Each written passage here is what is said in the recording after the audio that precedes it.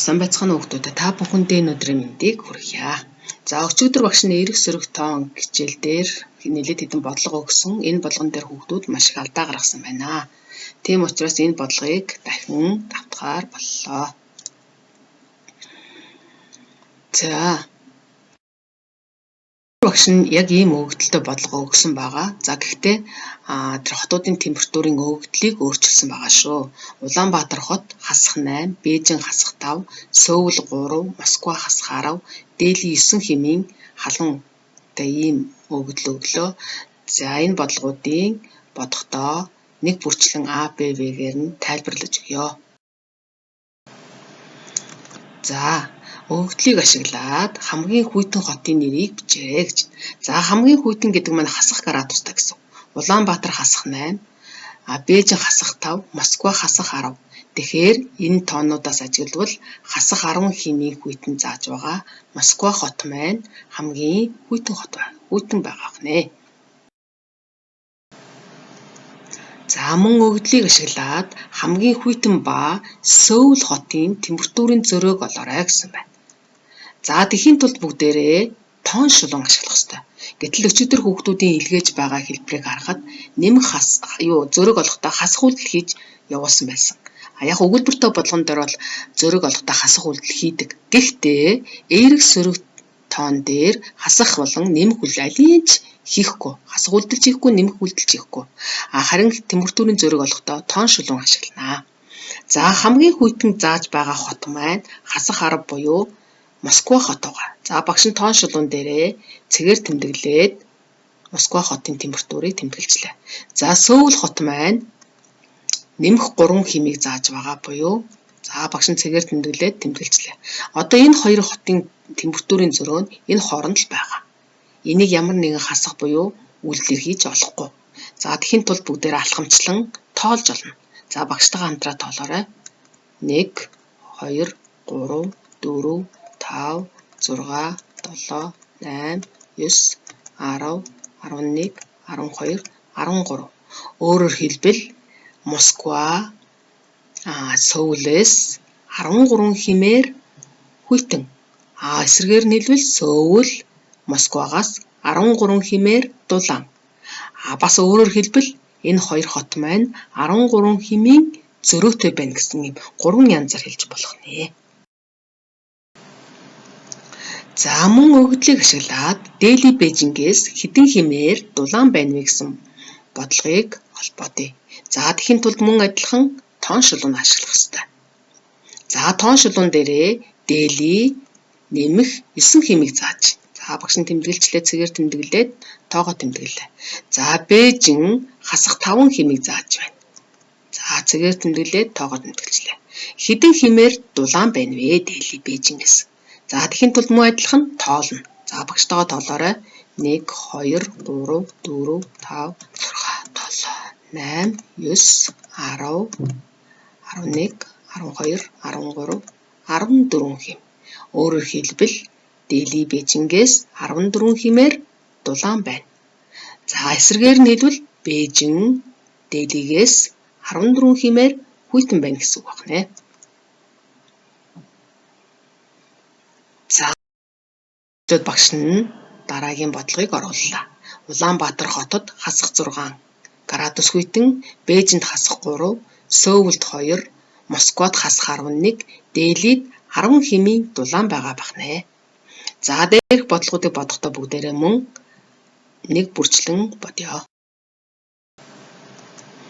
За хамгийн дулаан хотын нэрийг бичээрэй гэж.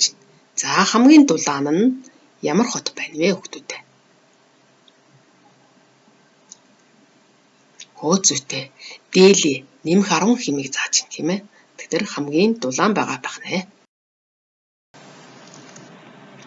За Б хамгийн хүйтэн ба хамгийн дулаан хотын температурын зөрөөг олоорой гэсэн бодлого байна. За тэхийн тулд мөн адилхан тоон шулуун ашиглах ёстой. За багш нь одоо хамгийн хүйтэн Москва хас 11 хэмээг зааж. За багш нь хас 11 дээр цэглэлээ. Тоогоо тэмдэглэлээ. За хамгийн дулаан нь нэмэх 10 хэмээг зааж байгаа Дели хот байх нэ. За багш нь мөн цэглээд тэмдэглэжлээ. За одоо температурын зөрөг олохын тулд бүгдүүд яах вэ?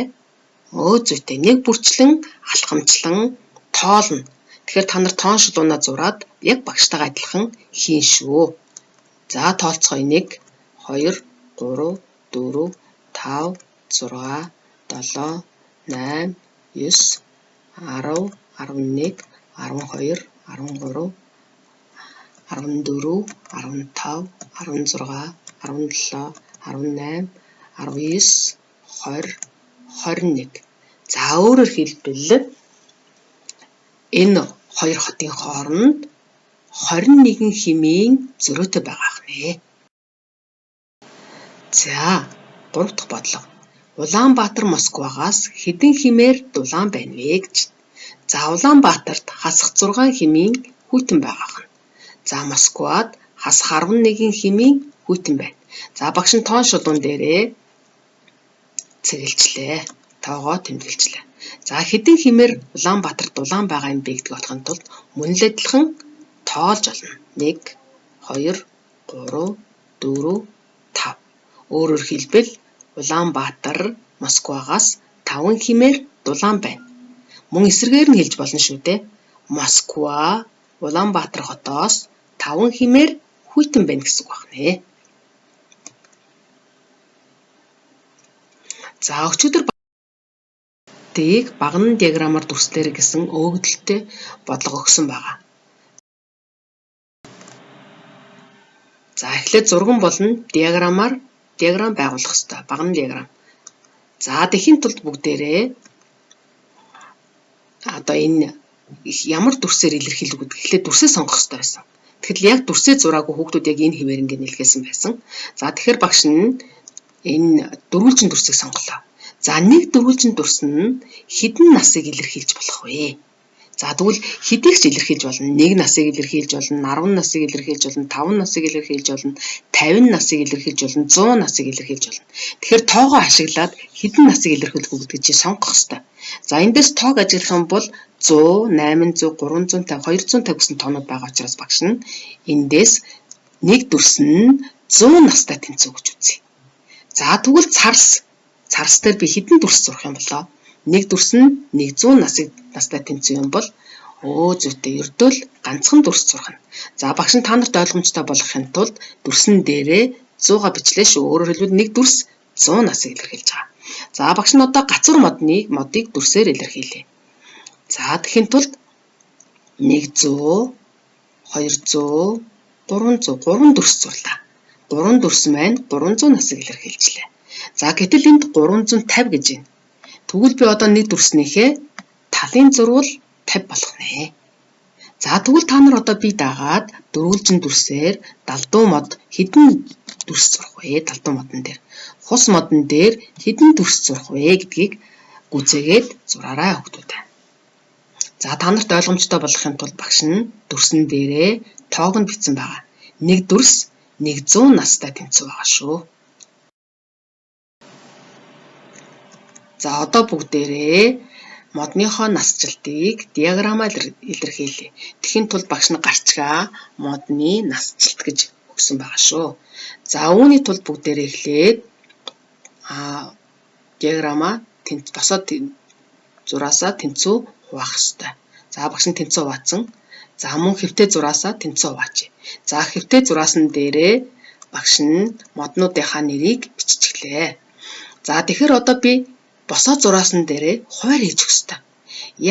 Хуваараа хідээрч бас хийж болно. Гэхдээ нөгөө бидний модны насжилт маань 100 та байгаа учраас багш нь 100-аар хуваараа хийж өгье гэж шийдлээ. За 100, 200, 300, 400, 500, 600, 700, 800. Энэ хуваарийг хийх нь маш чухал. За одоо та нар диаграмаа байгуулж чадна шүү дээ. За тэгэхээр өгдлөө ашиглаад баган диаграмаа зураарай хүүхдүүд.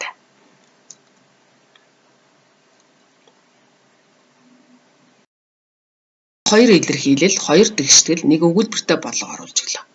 За тэгэхээр өгүүлбэртэй бодлогыг уншиж өгье. Төмрөө 1500 төгрөгтэй. Тэр мөнгөнийхөө 3/1-ээр зайрмаг авав. Төмрөөд хэдэн төгрөг үлдсэн бэ? Өөрөөр хэлбэл байгаа бүх мөнгөө 3 хуваасны 1-ээр нь зайрмаг авсан. 3 хуваасны нэгээр. Тэгэхээр үйлдэл маань ч гэсэн яг тэгж өгнө шүү дээ. За тэгэхээр бодлогоо бодоод багшдаа илгээгээрэй. Анхаарал хандуулсан хүүхдүүдээ баярлалаа.